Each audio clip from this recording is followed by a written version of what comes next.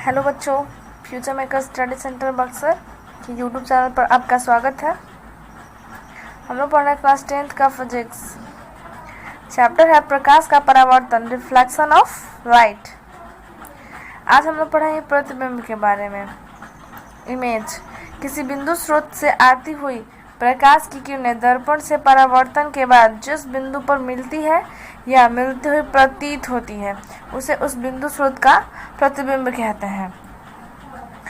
किसी बिंदु स्रोत से, कोई बिंदु स्रोत है उसे प्रकाश स्रोत भी कह सकते हैं। कोई बिंदु स्रोत से प्रकाश की किरणें दर्पण पे आएगी, वहां से टकराकर पुनः लौट जाती है, हमें परावर्तन होता है। तो परावर्तन के बाद जिस बिंदु पर मिलती है या मिलती हुई प्रतीत होती है उस बिंदु को हम लोग क्या कहते हैं? उस बिंदु स्रोत का प्रतिबिंब कहते हैं।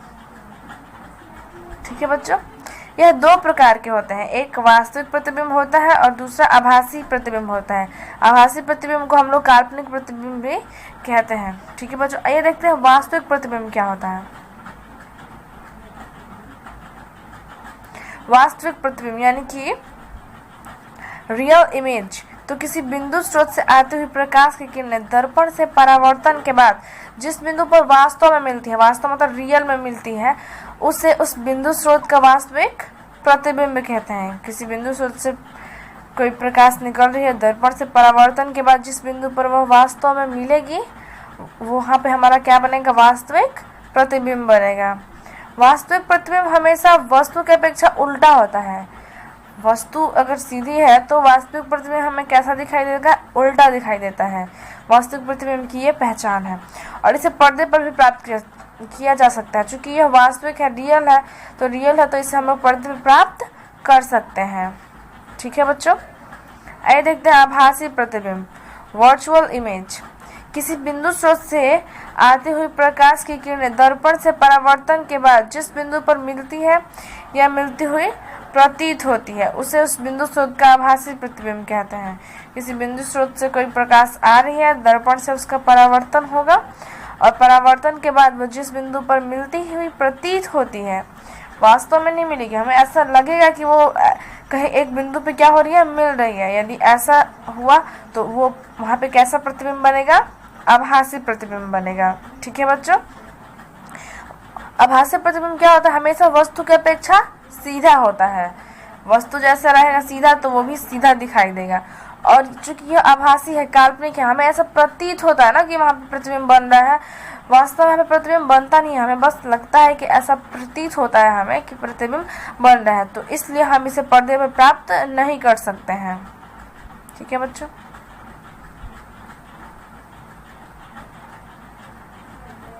एक नोट देखते हैं। आभासी प्रतिबिंबों को हमेशा बिंदुओं या टूटी रेखाओं द्वारा दर्शाया जाता है। आभासी प्रतिबिंब जो होते हैं उसको बिंदु द्वारा ऐसे डॉट डॉट करके या फिर टूटी रेखाओं द्वारा ऐसे करके आप दर्शा सकते हो।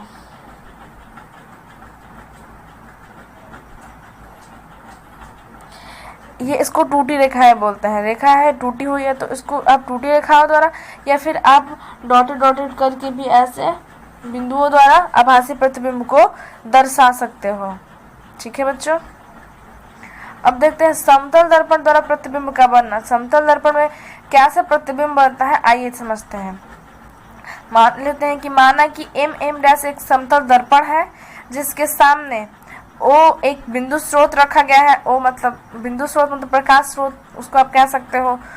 OM तथा OA आपतित किरण है। आइए फिगर से देखते चलते हैं।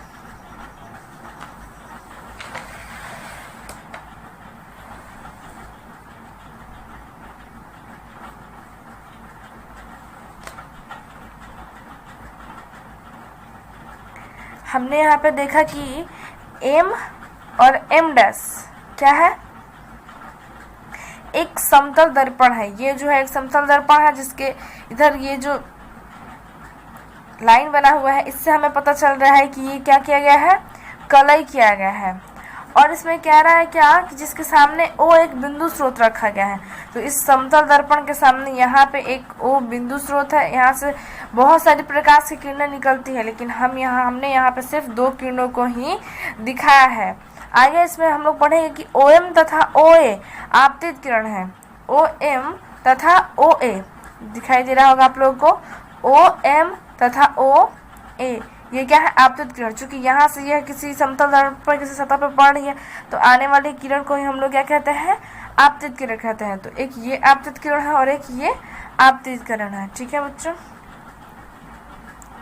OM लंबवत पड़ता है। OM जो है, देख सकते हैं आप, OM जो है इस सतह पे समतल दर्पण पे क्या हो रहा है, लंबवत पड़ रहा है। यहाँ पे जो है वो 90 डिग्री का कोण बन रहा है।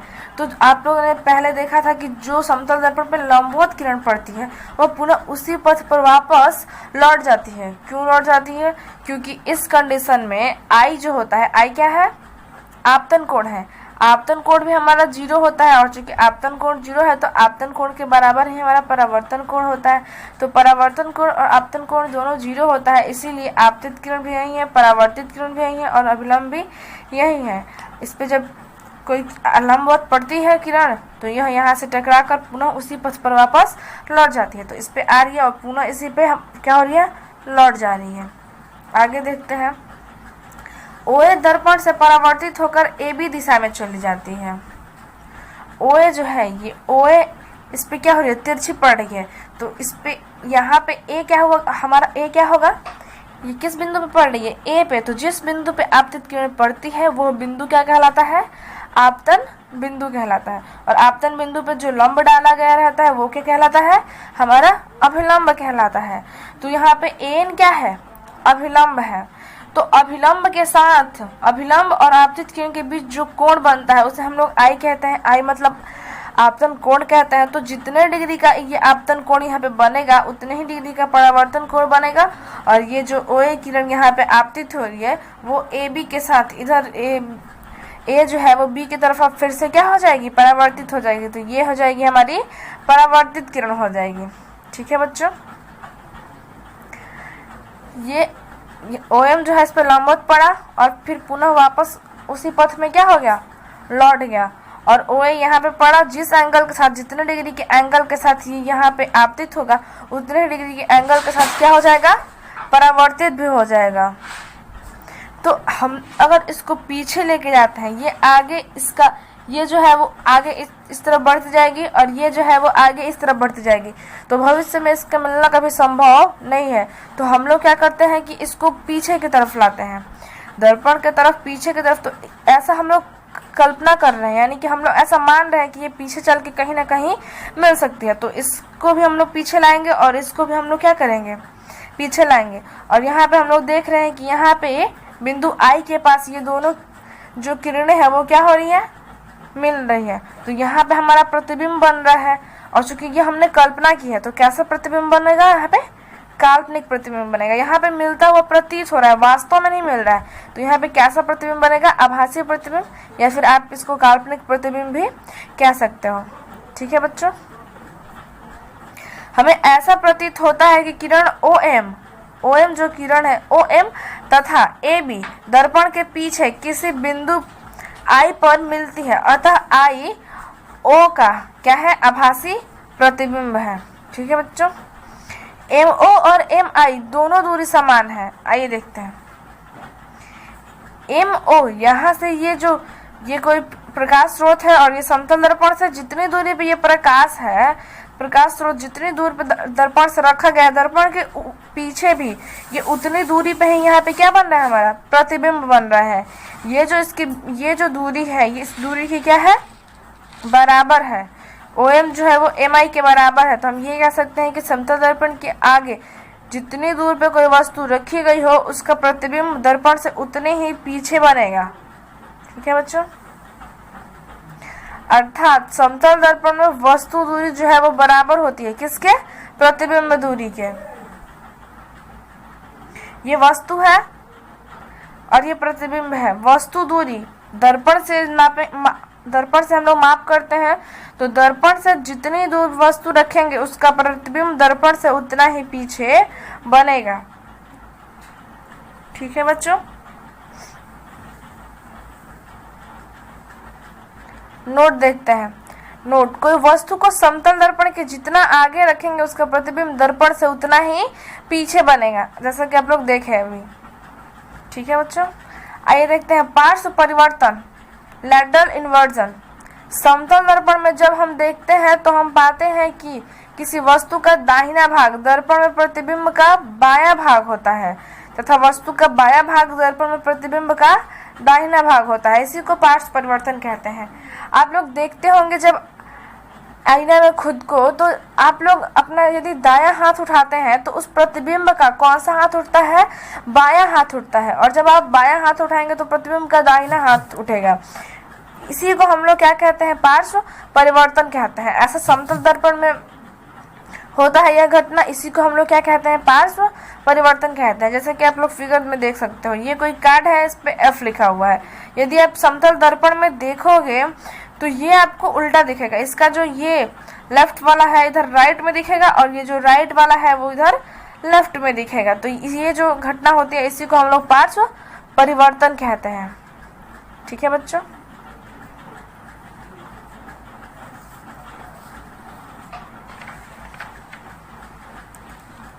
अब हम लोग देखेंगे समतल दर्पण द्वारा बने प्रतिबिंब की विशेषताएं क्या होती हैं। क्या क्या विशेषता होती है समतल दर्पण की में जो प्रतिबिंब बनता है उसका। तो आइए देखते हैं। पहला, प्रतिबिंब का आकार वस्तु के आकार के बराबर होता है। जितनी बड़ी वस्तु रहेगी, मान लीजिए कि एक पॉइंट जितना, जैसे कि हम लोग देखे थे फिगर में, आइए देख लेते हैं एक बार फिर से।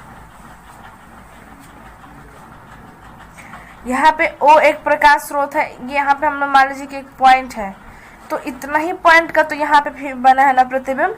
तो जितना बड़ा इसका आकार रहेगा, इतना बड़ा आकार रहेगा तो प्रतिबिंब उतना बड़ा बनेगा।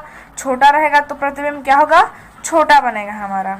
ठीक है, तो इसे आकार मतलब कि प्रतिबिंब समतल दर्पण में वस्तु के आकार के बराबर ही बनता है। ठीक है बच्चों। प्रतिबिंब दर्पण के पीछे बनता है। जैसा कि आप लोग देखिए कि दर्पण में क्या होता है, जब वो परावर्तित होती है किरण तो एक तीर से चली जाती है और एक लंबवत सीधी चली जाती है। तो ये इधर जा रही है, ये इधर जा रही है, तो इन दोनों का मिलना कभी भविष्य में संभव नहीं है। इसलिए हम लोग क्या करते हैं कि दर्पण के पीछे काल्पनिक रूप से सोचते हैं कि दर्पण के पीछे ही हमारा क्या बन रहा है? प्रतिबिंब बन रहा है। ठीक है बच्चों। आइए देखते हैं तीसरा, प्रतिबिंब वस्तु की अपेक्षा सीधा बनता है। प्रतिबिंब जो होता है वस्तु की अपेक्षा सीधा बनता है।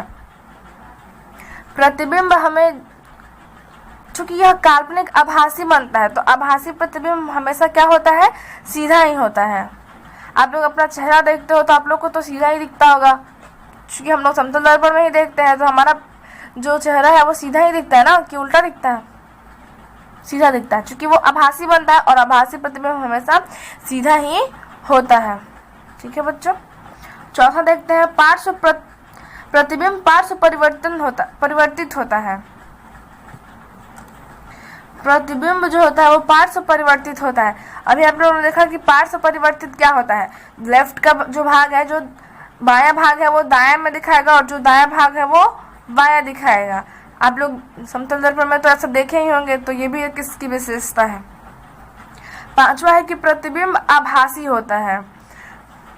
क्योंकि यह दर्पण के पीछे हम लोग काल्पनिक रूप से ऐसा सोचते हैं कि ऐसा प्रतीत होता है ना कि हमारा जाके कहीं दर्पण के पीछे वो दोनों बिंदुएं क्या होंगी, दोनों जो प्रकाश की किरणें हैं वो जाके किसी एक बिंदु पे मिलेगी। तो ऐसा हम लोग प्रतीत होता है कि वो मिल रही है, वास्तव में तो मिलता नहीं है।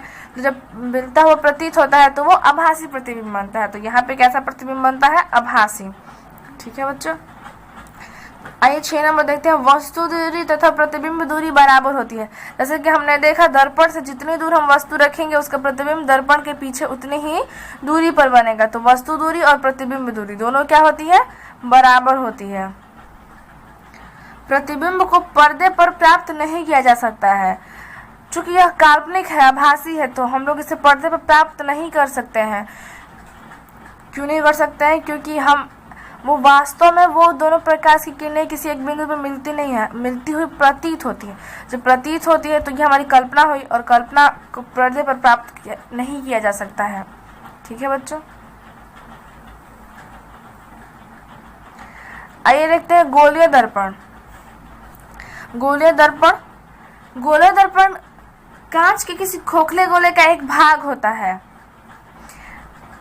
कोई कांच का एक खोखला गोला है, खोखला मतलब उसके अंदर कुछ नहीं रहेगा, बस ऊपर एक बॉल की तरह, बॉल देखोगे आप लोग प्लास्टिक का एक बॉल की तरह, चूंकि वो कांच का होना चाहिए तो कांच का एक खोखला गोला रहेगा, उसका एक भाग हम लोग उसको एक तरफ से साइड से कट कर देंगे, तो अब उसमें जो एक भाग उसका बच जाएगा, वही गोलीय दर्पण का कार्य करता है। तो गोलीय दर्पण जो होते हैं वो दो प्रकार के होते हैं, एक अवतल दर्पण और एक उत्तल दर्पण। आइए देखते हैं अवतल दर्पण के बारे में। अवतल दर्पण यानी कि कनकेव मिरर। गोलीय दर्पण को यदि बाहर की तरफ रजित कर दिया जाए तो वह अवतल दर्पण होता है। गोलीय दर्पण को अगर हम लोग इस गोले को ऐसे काट लेंगे तो हमें ये एक कितना भाग दिखाई देगा, तो इसको यदि बाहर की तरफ रजित कर दिया जाए तो ये बाहर है, ये अगर गोला रहेगा पूरा गोला है मान लीजिए, तो इसका बाहर तो यही है ना, बाहर की तरह रजित कर दिया जाए। रजित मतलब कि इसको कलई कर दिया जाए, पेंट कर दिया जाए या फिर चांदी की परत चढ़ा दिया जाए, तो इसको बाहर की तरफ यदि हम कर देंगे तो यह जो दर्पण बनेगा यह कौन सा दर्पण बनेगा, अवतल दर्पण बनेगा। या फिर आप ये भी कह सकते हो कि जिस गोलीय दर्पण का परावर्तक सतह अंदर की ओर धंसा रहता है उसे अवतल दर्पण कहते हैं। अब परावर्तक सतह मतलब तो वैसा सतह जिससे परावर्तन होता हो, जिससे प्रकाश का क्या होता हो, परावर्तन होता है। तो इसमें देखिए ये जो है परावर्तक सतह है, तो ये अंदर की तरफ धंसा हुआ है। यदि यह अंदर की तरफ धंसा रहेगा तब यह जो दर्पण है वो क्या कहलाएगा, अवतल दर्पण कहलाएगा। ठीक है बच्चों, ये जो है ये अवतल दर्पण है।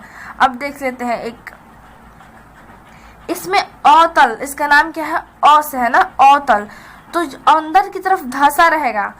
ये याद करने का ट्रिक है कि यदि अंदर की तरफ धंसा रहेगा तो अवतल, अ से अंदर की तरफ धंसा और अ से अवतल, तो अंदर की तरफ धंसा रहेगा तो यह अवतल दर्पण कहलाएगा। ठीक है बच्चों, जिसका परावर्तक सतह अंदर की तरफ धंसा रहेगा वो क्या कहलाएगा, अवतल दर्पण। ठीक है, अब आइए देखते हैं उत्तल दर्पण। उत्तल दर्पण, गोलीय दर्पण को यदि अंदर की तरफ रजित कर दिया जाए तो वह उत्तल दर्पण होता है। यदि कोई गोलीय दर्पण है उसको अंदर की तरफ, ये देखो आप ऐसे गोला बनेगा तो ये अंदर आएगा ना भाग, तो अंदर की तरफ यदि रजित कर दिया जाए तो वो क्या बनेगा, गोलीय दर्पण बनेगा, यानी कि कन्वेक्स मिरर। अर्थात आप ये भी कह सकते हो कि जिस गोलीय दर्पण का परावर्तक सतह उभरा हुआ रहता है उसे उत्तल दर्पण कहते हैं। इसका परावर्तक सतह, ये है परावर्तक सतह और ये उभरा हुआ है, ऐसे उठा हुआ है ना ऊपर की तरफ, तो उठा हुआ रहेगा तो वो क्या कहलाएगा, उत्तल दर्पण कहलाएगा। ठीक है बच्चों, अब ये दोनों में कभी कभी कंफ्यूजन होती है, तो उस कंफ्यूजन ना हो तो उसके लिए आप लोग ऐसे याद कर सकते हो कि अवतल दर्पण मतलब परावर्तक सतह जो है अंदर की तरफ धंसा होगा, अंदर की तरफ धंसा होगा मतलब अवतल दर्पण, और उत्तल दर्पण तो ऊपर की तरफ उभरा हुआ रहेगा, ऊपर की तरफ उभरा हुआ जो रहेगा वो उत्तल दर्पण, और अंदर की तरफ जो धंसा हुआ रहेगा वो अवतल दर्पण रहेगा। ठीक है बच्चों, अब इसके इंग्लिश में भी कभी कभी कंफ्यूजन होती है, तो यहाँ पे आप लोग देख सकते हो अवतल और उत्तल, इसमें से कौन सा बड़ा है, किसमें ज्यादा अक्षर है, तो इसमें ज्यादा अक्षर है, इसमें 4 अक्षर है और इसमें कितने अक्षर है, 3 ही है, मतलब आधा तो है तो 3.5 हो गए। ठीक है, तो उससे कोई मतलब नहीं, इसमें ज्यादा अक्षर है। अब इंग्लिश में वर्ड मीनिंग भी आप लोग देख सकते हो, कॉनकेव, इसमें कितने वर्ड है, इसमें कितने लेटर है, 7 लेटर है, और इसमें कितने लेटर है, 6। तो कौन सा बड़ा है, बड़ा, तो बड़ा वाला का बड़ा वाला हो जाएगा और छोटा वाला का छोटा, यानी कि अवतल का कनकेव हो जाएगा और उत्तल का कन्वेक्स हो जाना। ये बस आप खुद से ऐसे सोच सकते हो ताकि कंफ्यूजन क्रिएट कभी ना हो। इंग्लिश से कुछ खास मायने नहीं रखता है, लेकिन फिर आपको ये बहुत इंपॉर्टेंट है, कभी कभी कंफ्यूजन होता है कि ये अवतल है कि ये उत्तल है, क्या ऐसे कंफ्यूजन क्रिएट होता है, तो वो ना हो तो उसके लिए आप लोग देख सकते हो कि अवतल, अ से अवतल है तो अ से अंदर की तरफ धंसा, ऊ से उत्तल है तो ऊ से ऊपर की तरफ उभरा हुआ। ऐसे आप लोग को समझने में ज़्यादा आसानी होगा। उम्मीद करते हैं आपको समझ में आया होगा। Thank you.